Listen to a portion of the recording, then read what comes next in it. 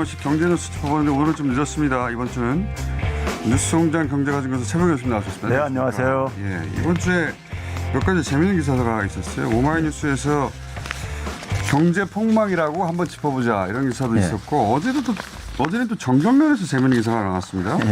우리가 일본을 따라잡았다 뭐 이런 취지의 기사가 나와가지고 오늘 종합해서 한번 종합 결론을 내주십시오. 그동안에 우리가 이제 뭐 경제 위기, 경제 폭망 뭐 이런 얘기들 이제 많이들 이제 더블 딥. 그렇죠. 이런 얘기를 많이 하셨는데 이제 경제가 폭망이라고 할 때 가장 이제 우리가 대표적으로 비교할 수 있는 지표가 이제 성장률이겠죠. 아무래도요. 그렇겠죠. 그렇죠. 그래서 성장률을 이제 경제가 쇠퇴한다는 거니까 성장하지 않고. 성장률을 이제 문재인 정부 출발 때부터 이제 최근 1분기까지 성장률을 이제 우리가 계산을 할 수가 있고 그걸 이제 우리가 주로 비교하는 대상은 OECD 국가들이잖아요. 그렇죠. OECD 국가가 38개 국가입니다. 38개 국가인데 계산을 해보니까 문재인 정부 기간 동안에 한국이 9.2%가 성장률이 올랐어요. 그런데 OECD 평균이 얼마냐면은 2.3%입니다. 그러니까 4배입니다. 얼매는 경제 용어입니까? 얼매?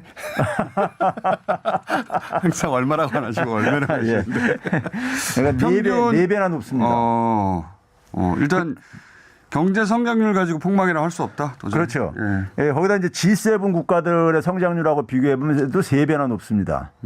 그리고 이제 이게 박근혜 정부 때하고 비교해 보면요. 박근혜 정부 때도 그러니까 우리가 OECD 평균보다 좀 높았어요. 근데 그때는 한 1.5배뿐이 안 높았어요. 근데 우리가 지금은 이제 4배나 높았는데 박근혜 정부 때는 경제 폭망 얘기 안 했잖아요.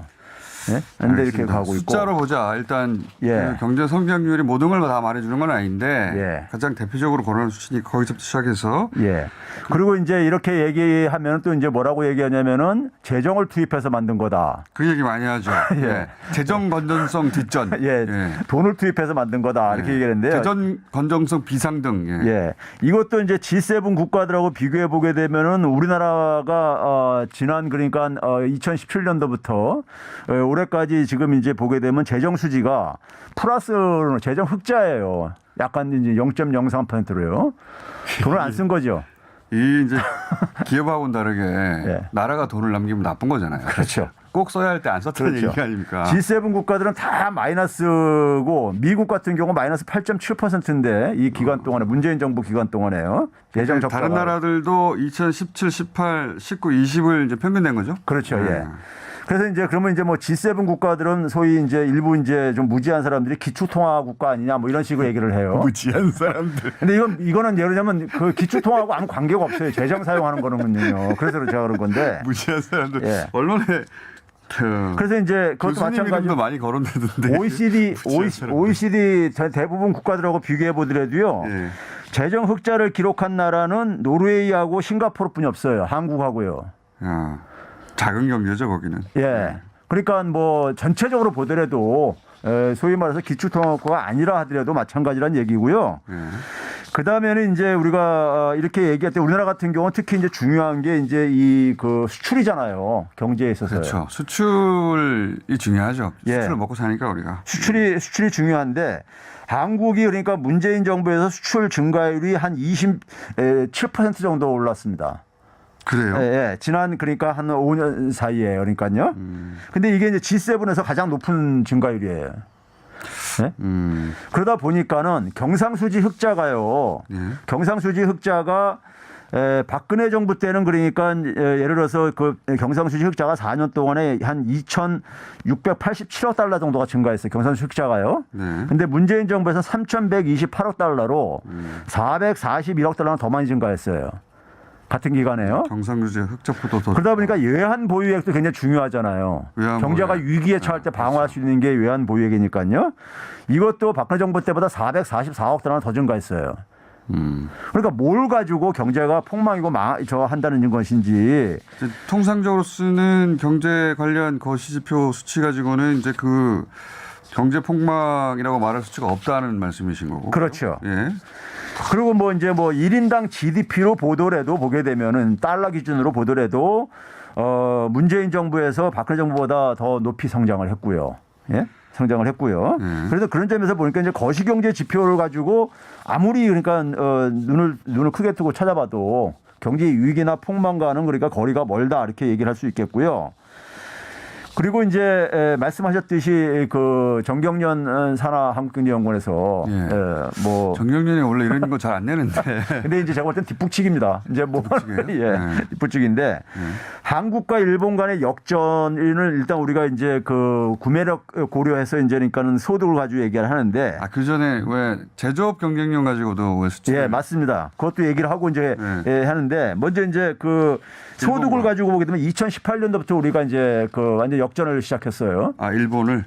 역전을 시작했고. 그 PPP라고 부르는 거. 그렇죠. 이제 그러니까 이게 이제 뭐 물가 수준 이런 걸 고려해가지고 얘네들 나라들마다 다 1달러 가지고 소비할 수 있는 저게 이 능력이 틀리니까는. 맥지수가 있듯이 그죠? 그렇죠.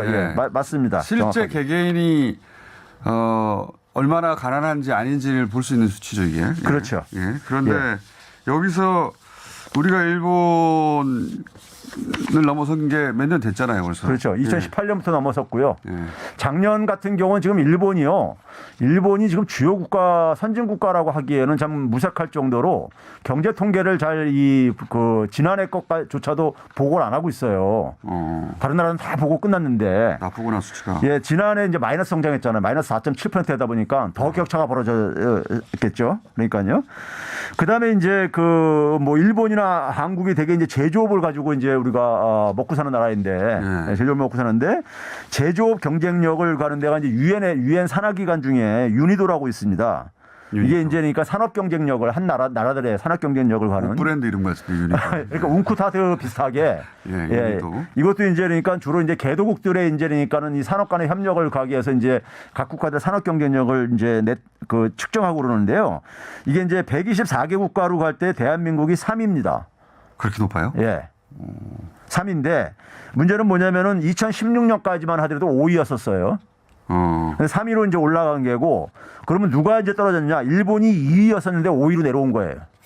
이것도 지금 그 정경련이 내온 보고서에는 들어가지 않았는데 이건 안 들어갔죠. 교수님이 이제 따로 유니도 찾아와가지고 어떻게 됐나 봤더니 우리는 5위에서 3위로 올라갔고 최근 몇 년 사이에 일본은 2위에서 5위로 떨어졌어요.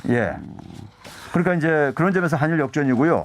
그 다음에 이제 우리가 이 국제 경쟁력을 국가 경쟁력을 갈 때 가장 많이 쓰는 게 두 개가 있는데 하나가 이제 소위 말해서 IMD라고 스위스 국제경영개발대학원이라고 있습니다. 거기서 이제 측정하는 게 있는데 이거 유명한 IMD 매년 발표가 되고 그러죠. 발표되고 그러는데 2019년부터 한국이 이제 일본을 이제 제치기 시작했어요. 2019년부터. 2017년도에 우리나라가 29위였었어요. 여기 지표에 의하면은. 근데 2021년도에 우리가 23위까지 내려왔고요. 이거는 이제 종합 국가 경쟁력이라는 그렇죠. 종합 국가 경쟁력이죠. 이게 이제 좀 전에는 제조업 경쟁력이었고 이건 모든 분야를 총괄한 종합 경쟁력입니다. 맞습니다. 근데 일본은 2017년에 26위에다가 31위까지 올라갔고요.